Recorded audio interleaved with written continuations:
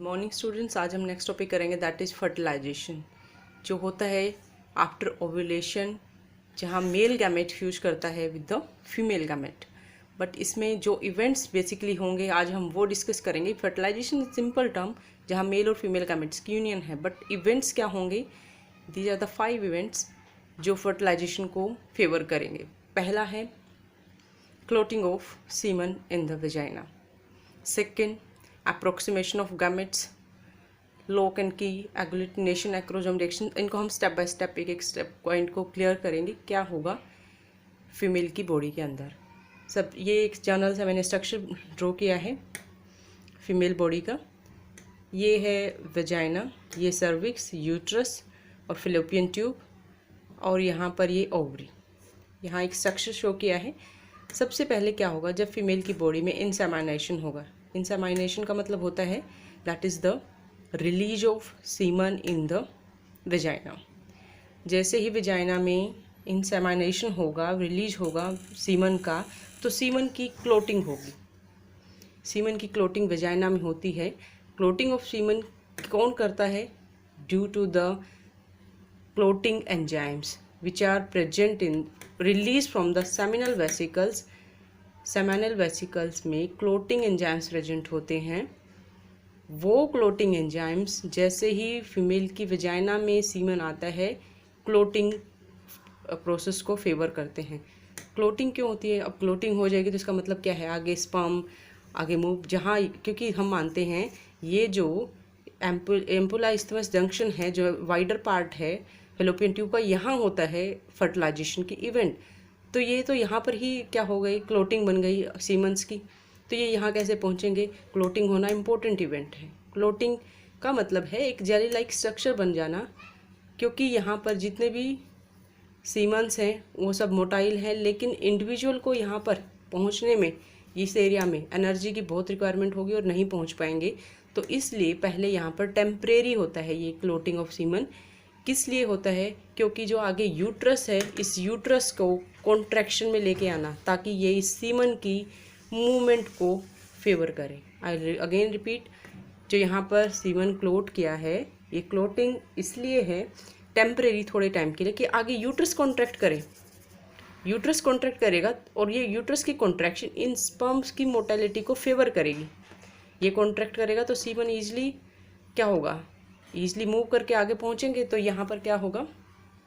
Clotting of semen यहाँ हुआ, यहाँ पर यूट्रस की कॉन्ट्रैक्शन हुई। लेकिन वो कॉन्ट्रैक्शन किसने कराई? वो भी जो सीमन के अंदर प्रेजेंट प्रोस्टाग्लैंडिन्स होती हैं, जो कि प्रोस्टेट ग्लैंड भी और सेमिनल वेसिकल्स भी थोड़ी अमाउंट में निकालती हैं। प्रोस्टाग्लैंडिन्स, आप सीमन वाला, अगर आप सीमन में क्या क्या प्रेजेंट होता है उनको देखोगे तो आपको आइडिया होगा।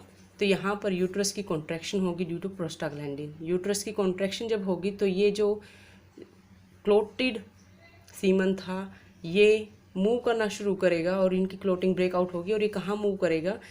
यूट्रस से यूट्रस से फिलोपियन ट्यूब के इस्थमस एम्पुला जंक्शन पर। यहाँ पर सपोज ओव्यूल एग पहुँच चुका है, 14 डे पे ओव्यूलेशन हो चुका है, और 14 डे पे ये इवेंट हो, बहुत सारे स्पर्म्स क्या करेंगे? They reach to the egg या ओवम। ये पहला इवेंट हुआ। सो हम पहला इवेंट है clotting of semen in the vagina. वो उसका रीजन क्या था? Second, approximation of gamete. Approximation means come closer of to each other. किसका एक दूसरे से क्लोज आना? Egg and the this sperms. ये स्टेप होगा एग्लूटिन। जैसे ही वो एक दूसरे को अप्रोक्स करेंगे, पहुँचेंगे, नेक्स्ट इवेंट होगा lock and key binding event. इसका मतलब क्या होता है? Lock and key binding event का मतलब है क्या जो स्पर्म आए हैं क्या वो उसी स्पीसीज के हैं किसी और के? सपोज ये चेकिंग है एक टाइप से। लॉक एंड की बाइंडिंग होगा किसके बीच में? फर्टिलिजिन एक प्रोटीन है जो एग रिलीज करेगा, और एंटी फर्टिलिजिन ये भी एक प्रोटीन है जो स्पर्म रिलीज करेगा। क्योंकि जब ये अप्रोक्स करेंगे, एक दूसरे के नियर पहुँचेंगे मेल और फीमेल गैमेट्स, तो यहाँ पर पहले चेकिंग होगी। वो चेकिंग ही लॉक एंड की मैकेनिज्म कहलाता है, जहाँ पर फर्टिलिजिन और एंटी फर्टिलिजिन प्रोटीन्स रिलीज होती हैं। Fertilizin by the egg and anti fertilizin by the sperm. Suppose ये प्रोटीन है, एग ने रिलीज की और ये स्पर्म ने रिलीज करी। जब प्रोटीन्स की मैचिंग होगी, जब वो सेम बाइंडिंग साइट्स होंगी तभी वो बाइंड करेंगे, और तभी क्या होगा कि हाँ जो स्पर्म है they belongs to the same species. तो ये होगा अप्रोक्सीमेशन के बाद lock and key binding. Next agglutination के सेम स्पीसीज के स्पर्म्स हैं, नेक्स्ट इवेंट होगा एग्लूटिनेशन। एग्लूटिनेशन का मतलब होता है जो ये मैंने यहाँ पे एक स्ट्रक्चर शो किया है, ये एग्लूटिनेशन का है। ये जो है ये एग है, और इसके बाहर जो ये सारे स्पर्म्स हैं ये एग्लूटिनेशन कर चुके हैं। एग्लूटिनेशन का मतलब होता है जब दो चीज़ें एक दूसरे से कॉम्प्लेक्स बना ले या एक दूसरे से बाइंडिंग कर ले। तो यहाँ पर ये जितने स्पर्म्स थे ये सेम स्पीसीज के थे, उसके बाद ये एक दूसरे किससे एग्लूटिनेट कर गए, एग के साथ। This is known as agglutination. तो बाइंडिंग के बाद after binding many sperms agglutinate around the egg, but only one sperm can penetrate the egg by its acrosomal reaction। तो यह हमारा नेक्स्ट स्टेप एग्लूटिनेशन हुआ, जिसमें मतलब सभी स्पर्म्स एग के चारों ओर इकट्ठा हो जाएंगे, लेकिन उनमें से कोई एक स्पर्म एंटर कर पाएगा, और वो कौन सा एक्शन करेगा, एक्रोसोमल रिएक्शन करेगा। एक्रोसोमल रिएक्शन क्या होता है, एक्रोसोम क्या होता है, ये स्पर्म में एक्रोसोमल स्ट्रक्चर जो एंजाइम्स को कंटेन करता है। इसमें बेसिकली एक्रोसोम में 3 टाइप के एंजाइम्स मोस्टली होते हैं, हाइलुरोनिडेज, CPE, जोना, लाइसिन। ये जो आपके एंजाइम्स हैं ये लाइसिन, ये तीनों के तीनों लाइसिन एंजाइम्स हैं जो हेल्प करते हैं rupturing of this egg membranes. और एग मेम्ब्रेन्स की रप्चरिंग में एक्रोसोम अपने एंजाइम्स रिलीज करेगा।